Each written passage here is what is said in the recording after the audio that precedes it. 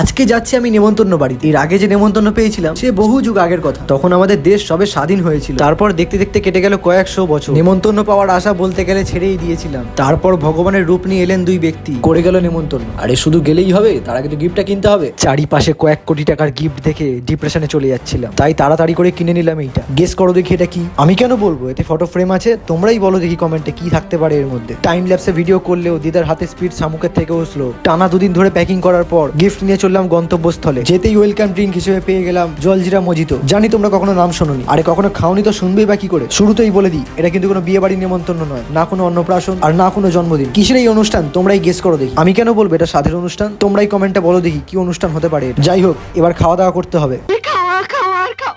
নেমন্তন্ন বাড়ি পেলে আমি আবার সকাল দিয়ে কিছু খাই না। প্রথমেই পাতে পেলাম রাইস, বড় লোক রাইসই বলে, তোমরা ট্রান্সলেট করে নিও। তারপর এলো গাছের পাতা, শাখা পোশাখা দিয়ে তৈরি একটা তরকারি, আর তারপর ভেজিটেবলস ডাল, আর তারপর পেলাম আরশোলা মাকড়সার ঠ্যাং দিয়ে টিকটিকির ডিম যুক্ত এক ঝুড়ি ভাজা। তারপর এলো মারার করা শশার পিস পিস করা দেহের অংশাবশেষ, খুবই নৃশংসভাবে খেলাম। তারপর পাতে পেলাম এক জলজ প্রাণীর দেহের কাটা অংশ। আমার খাওয়ায় ফুল স্টপ বসিয়ে কে একজন আমার পাতে একটা নরম কাগজে মোড়া পার্সেল দিয়ে গেল। খুবই ভয় আর সাবধানতার সাথে পার্সেলটাকে আনবক্সিং করলাম। আর তারপর যেটা দেখলাম সেটা দেখে আমার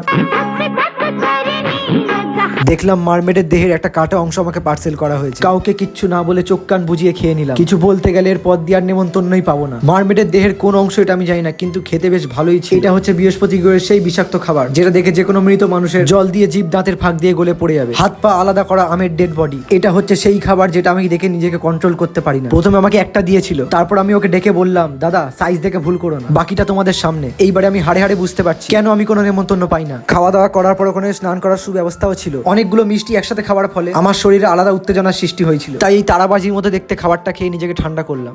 এখন আমি ঠিক আছি, চলো টাটা।